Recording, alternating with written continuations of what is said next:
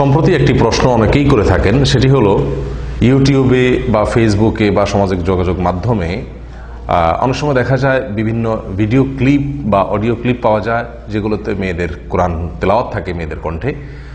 সেগুলো পুরুষদের জন্য শোনা জায়েজ আছে কিনা। অনেক সময় অনেককে দেখা যায় এই সমস্ত তেলাওয়াতগুলো মেয়েদের বিভিন্ন তেলাওয়াতের ভিডিও ক্লিপ বা অডিও ক্লিপগুলো আমরা একে অন্যের মাঝে শেয়ার করে থাকি শোনার জন্য, এবং অনেক পুরুষরা সেটা শুনে থাকেন।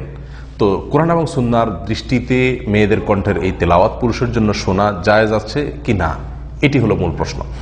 এই প্রশ্ন উত্তরে প্রথম কথা হলো যে মেয়েদের তেলাওয়াতের দুটি ফরম্যাট, এক হলো অডিও ফরম্যাট আর একটা হলো ভিডিও ফরম্যাট। ভিডিও ফরম্যাটে মেয়েদের কণ্ঠে তেলাওয়াত পুরুষদের জন্য শোনা কোনো অবস্থাতেই জায়েজ নেই। কারণ একে তো এটি সরাসরি পর্দার খেলাফ হচ্ছে, দ্বিতীয়ত হলো বর্তমান ফিতনার যুগে এটি নিঃসন্দেহে ফিতনার সমূহ শঙ্কা তৈরি করে, যার কারণে একজন পুরুষের জন্য একজন মেয়ের তেলাওয়াতকে সরাসরি ভিডিওতে দেখে দেখে তেলাওয়াত করা এটা জায়েজ নাই। আল্লাহ সুবহানাহু ওয়া তাআলা আমাদের চক্ষুকে নিবৃত করতে কোরআনে কারিমে নির্দেশ করেছেন, কুল্লিল মুমিনিনা ইয়াগুদ্দু মিন আবসারিহিম। আল্লাহ তাআলা সুবহানাহু ওয়া তাআলা বলেছেন, মুমিনদেরকে বলে দিন হে রাসূল, যেন তারা তাদের দৃষ্টিকে অবনত করে, দৃষ্টিকে নামিয়ে রাখে, দৃষ্টিকে যেন হেফাজত করে, সংরক্ষণ করে পরনারীকে দেখার বিষয়। প্রিয় ভাই বোনেরা, অতএব মেয়েদের কণ্ঠের তেলাওয়াত যদি ভিডিও ফরম্যাটে হয় তাহলে সেটা কোনো অবস্থাতেই কোনো পুরুষের জন্য শোনা জায়েজ নাই। মনে রাখতে হবে, শরীয়ত মেয়েদের কণ্ঠের বিষয়ে আমাদেরকে সচেতন এবং সাবধান হতে বলেছে। যদিও অনেক উলামা ইকরাম এখানে মেয়েদের যদি কোনো প্রতিযোগিতা বা কম্পিটিশনের তেলাওয়াত হয় সেটি বিচারক হিসাবে শোনা জায়েজ বলেছেন, শর্ত সাপেক্ষে সেটাও, অর্থাৎ ফিতনার আশঙ্কা না থাকলে। এছাড়া সাধারণ অবস্থাতে মেয়েদের জন্য পুরুষদের জন্য মেয়েদের কণ্ঠ শোনা সাধারণ অবস্থাতে নিষেধ নয়, বরং প্রয়োজনের খাতিরে মেয়েদের কণ্ঠ পুরুষরা শুনতে পারেন, প্রয়োজনের খাতিরে, এবং সেটাও শর্ত সাপেক্ষে, যদি ফিতনার কোনো আশঙ্কা না থাকে, যদি সে কণ্ঠ শুনে তার ভিতরে কামভাব জাগ্রত না হয়, তাহলে সেক্ষেত্রে শুধুমাত্র শোনা জায়েজ আছে। আল্লাহ সুবহানাহু ওয়া তাআলা কোরআনে কারিমে মেয়েদেরকে বলেছেন, ওয়াকুলনা কাওলাম মারুফা, তোমরা স্বাভাবিকভাবে কথা বলো, কোনো কৃত্রিমতা তৈরি করা ছাড়া। এবং আল্লাহ সুবহানাহু ওয়া তাআলা বলেছেন, ফালা ইয়াখদাউনা বিল কওল, যদি তারা কোনো কথা বলতে হয় পুরুষদের সঙ্গে তাহলে কথা বলবে, কিন্তু কথার ভিতরে কোমলতা সৃষ্টি করার চেষ্টা করবে না। তাহলে বোঝা গেল যে পরপুরুষের সঙ্গে যদি কথা বলতে হয় বা পরপুরুষরা অন্য মেয়েদের কণ্ঠ শুনতে হয়, প্রথমত সেটা প্রয়োজনের খাতিরে হবে, দ্বিতীয়ত হলো সেটা স্বাভাবিকভাবে হবে, কোনো প্রকার কৃত্রিমতা তৈরি করা হবে না। অনেক ওলামারা তো বলেন যে কর্কশভাবে পরপুরুষের সাথে কথা বলবে যাতে করে সেখানে ফিতনার কোনো আশঙ্কা তৈরি না হয়।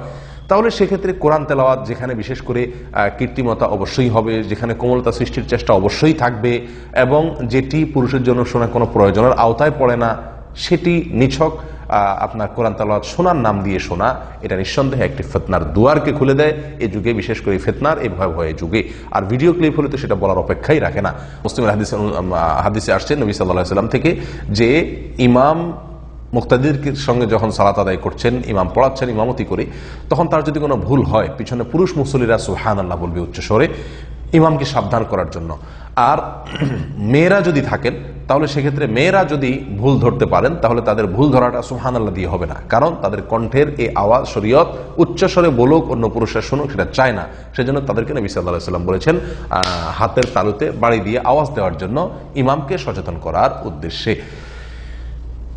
ঠিক এমনিভাবে আমরা যদি দেখি হজের সময় তালবিয়া পাঠ লব্বাইক আল্লাহুম্মা লব্বাইক ইহরাম বাঁধার পর থেকে নিয়ে যে তালবিয়া পাঠের নির্দেশ এসেছে, এটি পুরুষদের জন্য উচ্চ স্বরে তালবিয়া পাঠের নির্দেশ এসেছে, কিন্তু মেয়েদেরকে বলা হয়েছে নিম্ন স্বরে তালবিয়া পাঠ করার জন্য। সেই সাথে আপনি লক্ষ্য করবেন যে আজান পুরুষদেরকে দিতে বলা হয়েছে, মেয়েদেরকে দিতে বলা হয় না। এই সবগুলোর মূল উদ্দেশ্য অনেক উলামা ইকরামের দৃষ্টিতে ফিতনা থেকে উম্মতকে রক্ষা করা। অতএব কোরআন তেলাওয়াতের নামে আপনি মেয়েদের ভিডিও ক্লিপ শুনবেন, সরাসরি পর্দাহীনতা আপনার তো হচ্ছেই, সেখানে কৃত্রিমতা কোমলতা দেখে কামভাব জাগ্রত হওয়ার সমূহ শঙ্কা তো আছেই। এমত অবস্থাতে সেরকম তেলাওয়াত শোনা, মেয়েদের তেলাওয়াত শোনা আমাদের এটা না কোনো প্রয়োজনের আওতায় পড়ে, না এটা আশঙ্কামুক্ত, সরাসরি বেপর্দা তো আছেই। অতএব এটি সম্পূর্ণ হারাম হবে এবং নিষিদ্ধ হবে। আসুন নেক্সট সুরতে ধোকা, অর্থাৎ দেখতে মনে হচ্ছে ভালো কাজ করছি, কোরআন তেলাওয়াত শুনছি, এখান থেকে আমাদের অনেক অনাচারের পথ সুগম হয় এবং তৈরি হয়। এই জন্য এখান থেকে বেঁচে থাকার চেষ্টা করি। আল্লাহ তাআলা আমাদের সকলকে সাবধান এবং সচেতন হওয়ার তৌফিক দান করেন। আসসালামু আলাইকুম ওয়া রাহমাতুল্লাহি ওয়া বারাকাতুহু।